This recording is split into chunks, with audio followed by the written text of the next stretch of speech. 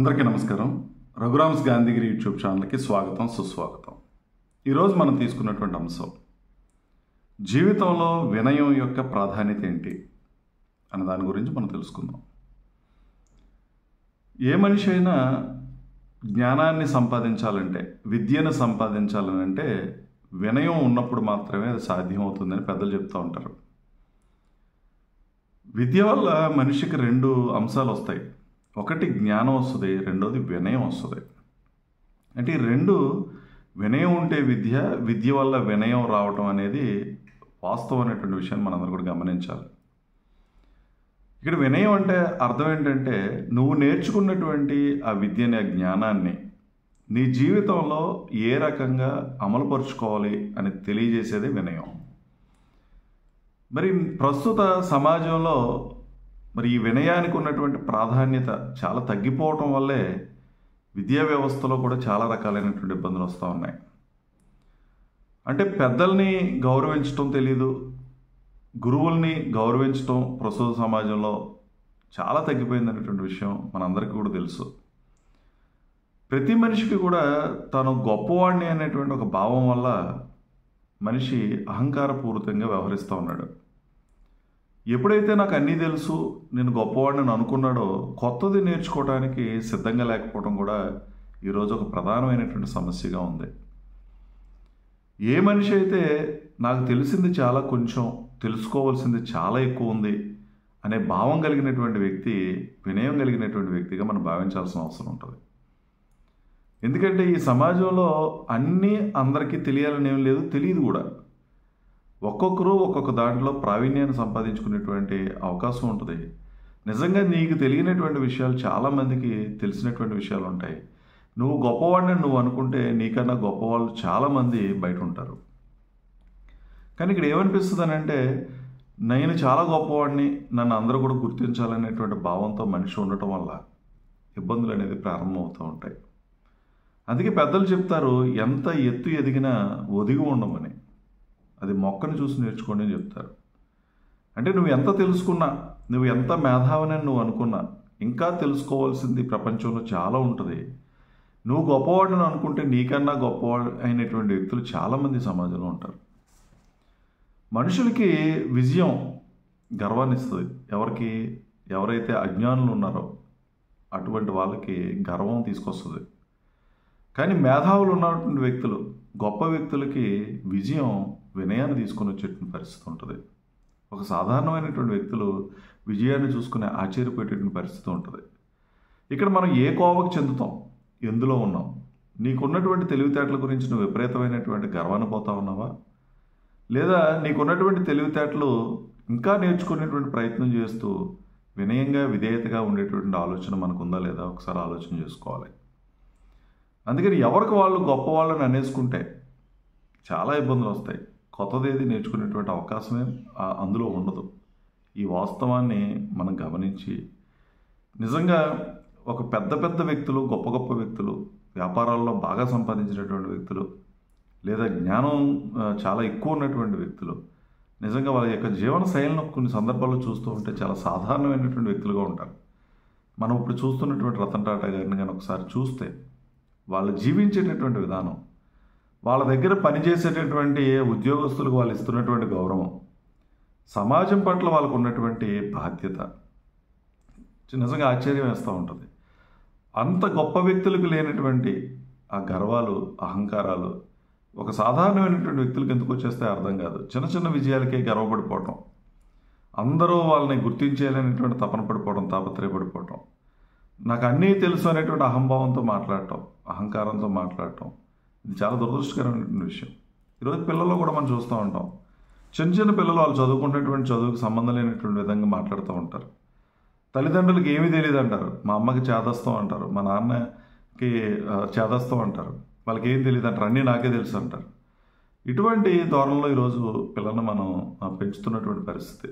మనం కూడా వాళ్ళ పిల్లల్ని వాళ్ళకు ఉన్నటువంటి తెలివితేటలు ఎక్కువగా మాట్లాడుతూ ఉండటం, నీకు అన్నీ వచ్చు, నువ్వు అన్నీ చేయగలవు, నువ్వు ఏదైనా చేయగలవు అని మాట్లాడుతూ ఉండటం. దీనివల్ల వాళ్ళ గర్వానికి పోవటం, అహంకారానికి పోవటం, వాళ్ళకున్నటువంటి ఆ చిన్న తెలివితేటలతో. కాబట్టి మనిషి వినయాన్ని అలవాటు చేసుకోవడం మనం నేర్పించాలి. మరి ముఖ్యంగా పిల్లలకు బాగా నేర్పించాలి. ఆ వినయం ఎలా వస్తుంది? మనం నేర్పితే వస్తుంది. పెద్దల పట్ల వాళ్ళు మాట్లాడాల్సిన తీరుని, పెద్దలకు వాళ్ళు ఇవ్వాల్సినటువంటి గౌరవాన్ని మనం చెప్పాలి. కానీ ఈరోజు అలా చెప్పట్లా. వాళ్ళ ముందే మన పెద్దలను తిడుతూ ఉండటం, వాళ్ళు దూషిస్తూ ఉండటం, సరిగా పట్టించుకోకపోవటం మనం చేయటం వల్ల వాళ్ళకి కూడా అదే అలవాటు అవుతూ ఉంది. వాళ్ళకి కృతజ్ఞతాభావాన్ని నేర్పించాలి. తల్లిదండ్రుల పట్ల కృతజ్ఞతాభావం, సమాజం పట్ల, గురువుల పట్ల కృతజ్ఞతాభావం. ఎందుకని? వాళ్ళు మనకి చాలా మేలు చేస్తుంది ఈ ప్రకృతి. ఆ ప్రకృతి పట్ల మనం కృతజ్ఞత కలిగి ఉండాలి. తల్లిదండ్రులు ఎంతో చేశారు, వాళ్ళ పట్ల కృతజ్ఞత కలిగి ఉండేటువంటి భావాన్ని నేర్పించాలి. గురువులు జ్ఞానాన్ని అందిస్తున్నారు, వాళ్ళ పట్ల కృతజ్ఞతగా ఉండేటువంటి భావాన్ని మనం పిల్లలకి నేర్పించగలిగినప్పుడు ఈ వినయం అనేది అలవాటు అవుతూ ఉంటుంది. కాబట్టి ఒక విషయాన్ని మనం తెలుసుకోవాల్సింది ఏంటంటే, విజయం సాధించినప్పుడు, లేదా ఏదైనా డబ్బు సంపాదించినప్పుడు, ఒక ఉద్యోగం సంపాదించినప్పుడు, లేదా ఒక పదవి వచ్చినప్పుడు మనం చూపించాల్సింది అహంకారాన్ని కాదు, వినయాన్ని చూపించాలి. ఎప్పుడైతే వినయాన్ని చూపించగలిగావో, అందరి పట్ల మంచిగా ప్రవర్తించగలిగావో, మంచిగా మాట్లాడగలిగావో, నీ యొక్క కీర్తి పెరుగుతుంది. ఎప్పుడైతే నువ్వు వినయంగా ఉన్నావో చాలా జ్ఞానాన్ని నువ్వు సంపాదిస్తావు, కొత్త కొత్త విషయాలు తెలుసుకుంటావు. నిజంగా చిన్న చిన్న వ్యక్తులు వృత్తి పనులు చేసుకున్నటువంటి వాళ్ళని చూస్తే వాళ్ళ దగ్గర ఉన్నటువంటి నైపుణ్యాన్ని మన దగ్గర లేదు. ఒక రైతుని తీసుకోండి, ఈరోజు ఇంత మేధావులు, ఇంత జ్ఞానాన్ని ఉన్నటువంటి వ్యక్తులు, గొప్ప వ్యక్తులని వెళ్ళి వ్యవసాయం చేయమని చూస్తాను, సాధ్యపడదు, మనకు రాదు. ఎందుకంటే ఆ రైతే చేయగలడు. ఆ పంట ఎలా పండించాలో, ఏ రకంగా చేయాలో, వ్యవసాయ పనులు ఏ రకంగా చేసుకోవాలో వాళ్ళకే తెలుసు. అందుకని వాళ్ళు ఆ విషయంలో గొప్పవాళ్ళు. అంతేగాని నాకు తెలివితేటలు ఉన్నాయి, నేను చాలా గొప్ప ఉద్యోగస్తుని అని ఆలోచించుకుంటే, ఆ విధమైనటువంటి అహంకారపూరితంగా ఉంటే ఉపయోగం లేదు. ఈరోజు చిన్న చిన్న వృత్తులు చేసేటటువంటి వాళ్ళ పట్ల మరి చాలా చులకన భావం చూపించేటటువంటి వాళ్ళు ఉన్నారు. వాళ్ళ కులాలతో దూషించే వాళ్ళు ఉన్నారు. వాళ్ళు చేస్తున్నటువంటి పనిని బట్టి వాళ్ళ గౌరవాలు ఇచ్చేటటువంటి వాళ్ళు ఉన్నారు. ఆ పని మనం చేయగలుగుతాం అంటే మన దగ్గర ఆ నైపుణ్యాలు లేవు, అది మనం చేయలేం. అందుకని ఎవరి పని వాళ్ళే చేయగలుగుతారు, ఎవరి పనికి వాళ్ళే గొప్పవాళ్ళు. అందుకని మనం విజయం సాధించినప్పుడు, డబ్బు వచ్చినప్పుడు, అధికారం వచ్చినప్పుడు, పదవులు వచ్చినప్పుడు అహంకారపూరితంగా మనం వ్యవహరించకూడదు. మనం తగ్గి ఉండాలి, మనం వినయంగా, విధేయతగా ఉండాలి. అప్పుడు నీ యొక్క కీర్తి మరింత పెరిగేటటువంటి అవకాశం ఉంది. నువ్వు మరింత జ్ఞానవంతుడు అయ్యేటువంటి అవకాశం ఉంది. నువ్వు ఉన్నటువంటి పొజిషన్ నుంచి మరింత ఉన్నతమైనటువంటి స్థితికి వెళ్ళేటువంటి అవకాశం ఉంది. కొన్ని సందర్భాల్లో వినయం చూపించడం అంటే ఏమీ తెలియనట్టుగా ప్రవర్తించడం, లేదా పెద్దల పట్ల గౌరవం ఉన్నట్టుగా చూపించడం, ఇది అతి వినయం. అతి వినయం ధూర్తుని యొక్క లక్షణం అని చెప్తారు. అతి వినయాలు కాదు ఇక్కడ కావాల్సింది. చేతగానితనంతో వినయాన్ని ప్రదర్శించడం అది కాదు. నువ్వు తెలివైనటువంటి వ్యక్తి అయి ఉండి, నీలో జ్ఞానం ఉండి కూడా ఇంకా నాకు తెలివితేటలు పెంచుకోవాలి, జ్ఞానాన్ని పెంచుకోవాలనేటువంటి తపనతో వినయంగా ఉండడం అనేది నేర్చుకోగలగాలి. ఎంత తెలిసినా ఇంకా తెలుసుకోవాల్సింది ఉంది అనేటువంటి కుతూహలంతో ఉండాలి. మనిషి ఎప్పుడు కూడా అన్నింటినీ పరిశీలిస్తూ ఉండాలి. ఆ పరిశీలన ద్వారా కొత్త విషయాలు తెలుస్తాయి. అది నేర్చుకునేటువంటి ప్రయత్నం చేయాలి. నెక్స్ట్ నువ్వు సాధించుకోవాలి. ఈ మూడు చాలా ప్రధానమైనటువంటి అంశాలు. ఒకటి పరిశీలించుకోవటం, రెండోది నేర్చుకోవటం, మూడోది దాన్ని ఇంప్లిమెంట్ చేయటం. ఈ మూడు ఎవరైతే సమర్థవంతంగా చేయగలుగుతారో వాళ్ళు ఎప్పుడూ విజేతలుగానే నిలబడతారు, సమాజంలో గౌరవించబడుతూనే ఉంటారు. కాబట్టి ఈ వినయాన్ని మనం చిన్నతనం నుంచి పిల్లలకి అలవాటు చేయండి. సంస్కారం వస్తుంది వినయంగా ఉన్నప్పుడు. ఎంత తెలివైనటువంటి వ్యక్తి అయినా సరే వినయం లేకుండా అహంకారపూరితంగా ఉండి సంస్కారహీనుడిగా ఉంటే ఆ విద్య వల్ల ఏ విధమైనటువంటి ఉపయోగం లేదు. విద్య ఖచ్చితంగా జ్ఞానాన్ని ఇవ్వాలి, అట్ ది సేమ్ టైం వినయాన్ని ఇవ్వాలి. రెండూ ఇచ్చినప్పుడు మాత్రమే ఆ విద్యకు ఉపయోగం ఉంటుంది. అందుకని మనకు ఉన్నటువంటి దాన్ని చూసుకుని అహంకారపూరితంగా వ్యవహరించకండి. ఎదుటి వ్యక్తిలో ఉన్నటువంటి నీలో లేనటువంటి మంచి విషయాలను నువ్వు గ్రహించేటటువంటి ప్రయత్నం చేయి. మనిషిలా మానవత్వంతో ఉండేటటువంటి ప్రయత్నం చేయి. నువ్వు అహంకారపూరితంగా గర్వంగా ఉంటే అది నీ పతనానికి దారితీస్తుంది. ఎవరైతే మంచితనంతో ఉంటారో, మంచిగా ఉంటారో వాళ్ళు ఖచ్చితంగా ఉన్నతమైనటువంటి స్థితికి వెళ్ళడానికి అవకాశం అనేది ఉంటుంది. కాబట్టి ఈ వినయాన్ని మనం జాగ్రత్తగా అలవాటు చేసుకునే ప్రయత్నం చేయండి. చిన్నతనం నుంచి పిల్లలకు అలవాటు చేసేటటువంటి ప్రయత్నం చేయండి. నువ్వు ఎంత ఎదిగినా ఒదిగి ఉండేటువంటి లక్షణాన్ని తెలుసుకో. నీకు ఎంత తెలిసినప్పటికీ తెలియనటువంటి విషయాన్ని తెలుసుకోవాలనేటువంటి తపనతో ఉండగలిగితే ఖచ్చితంగా నువ్వు విజేత అవుతావు.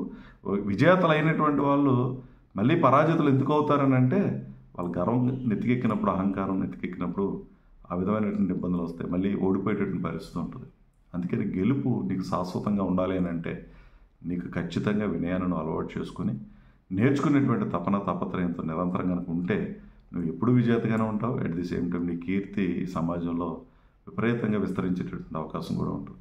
కాబట్టి ఈ విషయాలన్నింటినీ గమనించి వినయానికి ఉన్నటువంటి ఈ ప్రాధాన్యత మనందరం కూడా తెలుసుకొని అందరం కూడా దీన్ని ఆచరించగలిగితే ఖచ్చితంగా మన జీవితాలు చాలా బాగుంటాయని తెలియజేస్తూ, ఓపికగా వీడియో చూసిన ప్రతి ఒక్కరికి పేరు పేరున ధన్యవాదాలు తెలియజేస్తూ సెలవు తీసుకుంటా ఉన్నాను.